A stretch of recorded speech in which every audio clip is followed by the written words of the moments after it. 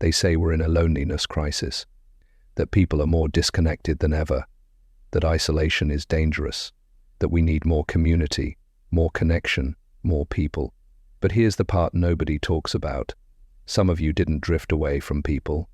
You stepped back on purpose, and instead of feeling lonely, you felt lighter. So, what changed? When did you become the person who no longer explains?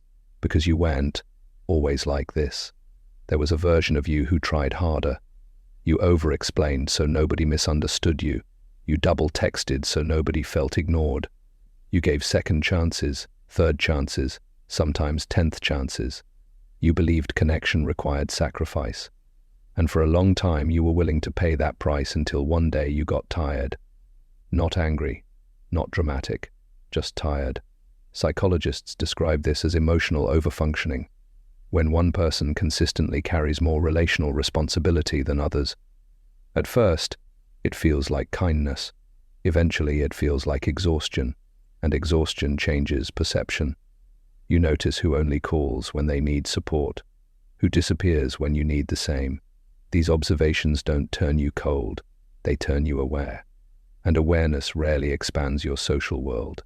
It refinances it. There's an interesting shift that happens neurologically when people experience repeated emotional strain.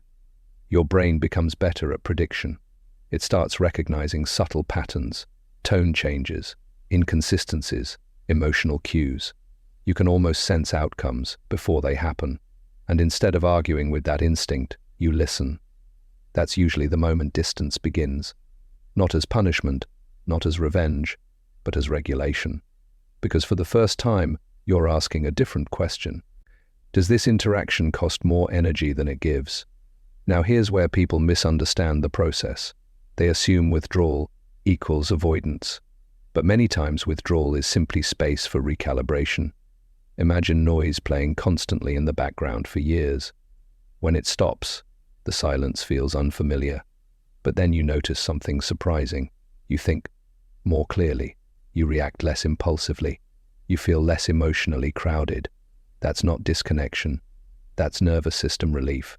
And yet, there's a subtle risk hiding here, because peace can become addictive.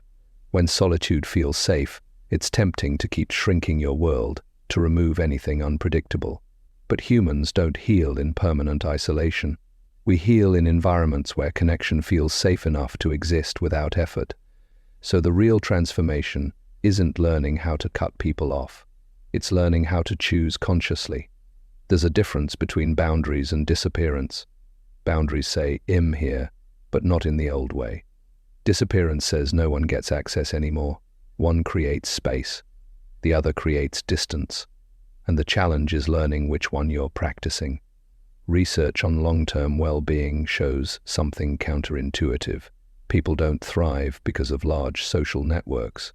They thrive because of emotional safety. One honest connection can regulate your nervous system more than dozens of shallow ones.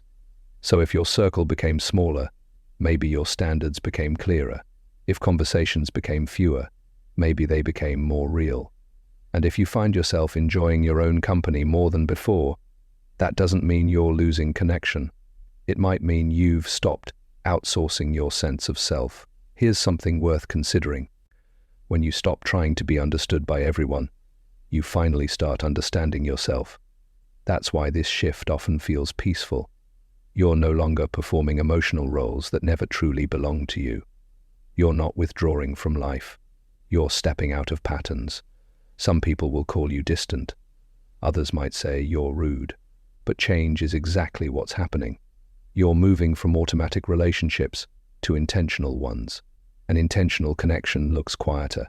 So, if you've been wondering whether something is wrong because you feel less socially driven than before, maybe nothing is wrong. Maybe you're just no longer chasing noise to avoid silence. And silence is where clarity grows. The goal was to become real about your energy, about your limits, real about who actually adds warmth to your life. Because the healthiest version of connection isn't constant, it's authentic. And authentic connection doesn't require you to abandon yourself. It allows you to arrive as you are. And maybe that's what this phase really is. Not isolation, not withdrawal, just the quiet shift towards a life that feels lighter to carry.